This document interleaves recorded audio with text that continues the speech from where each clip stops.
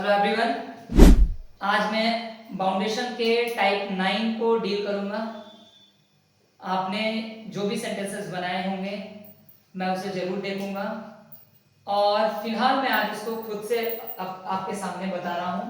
Type 9 को एक बार हम लोग फिर देखें। मैंने ये काम आपको दे रखा था, आप सही है या गलत जरा मैच कर लें।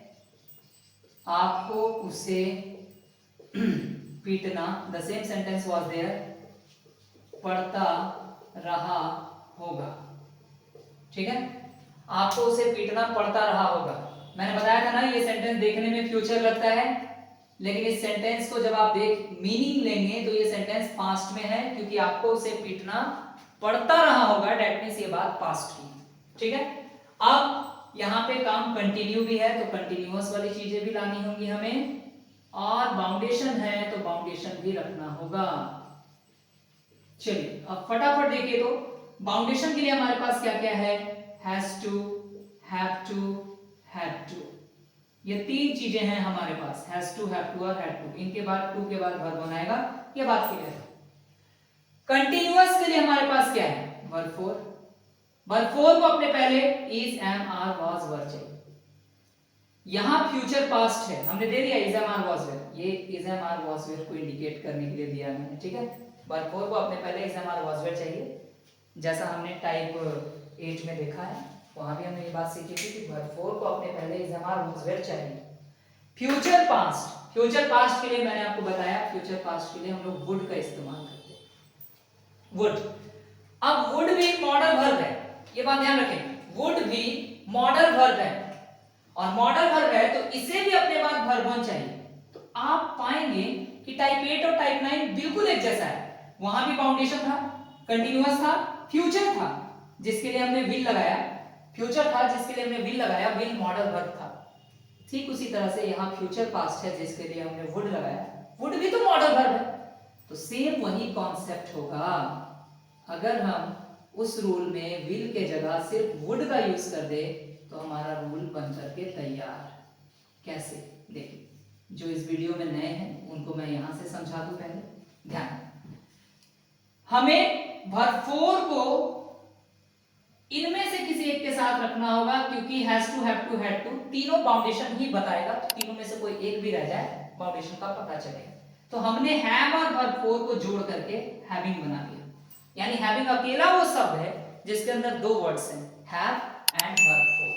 चलिए, वर्ब फोर यहां छिप गया है। अब वर्ब फोर को अपने पहले is, am, are, was, were चाहिए।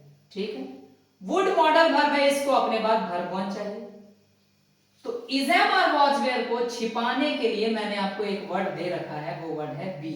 और बी एक वर्ब वन होता है, बी एक वर्ब वन होता है। ये बात मैंने इसके पहले वाले वीडियो में बताई है, टाइप 8 में। ठीक है, आप चेक कर लें, कोई प्रॉब्लम नहीं। वुड मॉडल वर्ब है, उसको वर्ब वन मिल गया। कंटिन्यूअस बताने के लिए वर्ब फोर आ गया। वर्ब फोर को अपने पहले is, am, are, was, were चाहिए, मिल गया। बाउंडेशन बताने के लिए हैव टू आ गया। Everything is present in the room. ठीक है, अब हम चाहें तो इसका 1 into 6 कर सकते हैं। सब्जेक्ट वुड, वुड के बाद नॉट, नॉट बी हैविंग,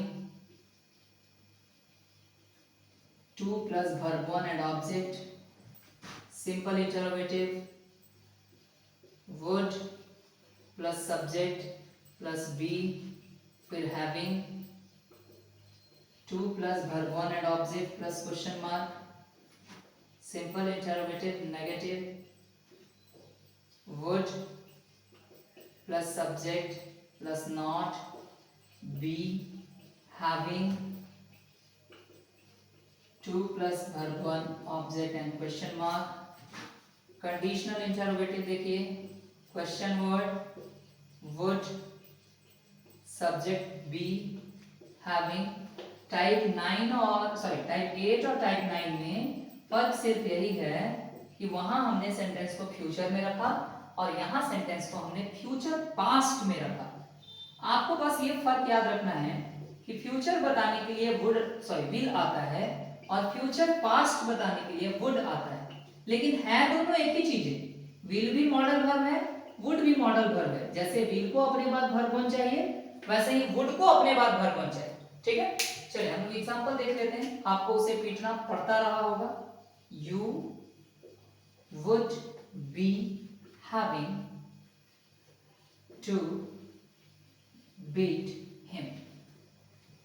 ठीक है, ये सेंटेंस हो गया हमारा। तो फाउंडेशन के टाइप 9 का रूल आपका सही हुआ हो, बहुत बहुत बधाई। और अगर आपने गलत किया है कोई बात नहीं, आई होप कि अब आपको समझ में आ गया हो। बिना गलती किए हम सीख नहीं पाते हैं, इस बात को याद रखिएगा। और अगर आप सही हैं तो अच्छी बात है, कंटिन्यू रहिए, इसी तरह से मेहनत कीजिए। मिलेंगे अगले वीडियो में टाइप 10 के साथ। Thank you everyone.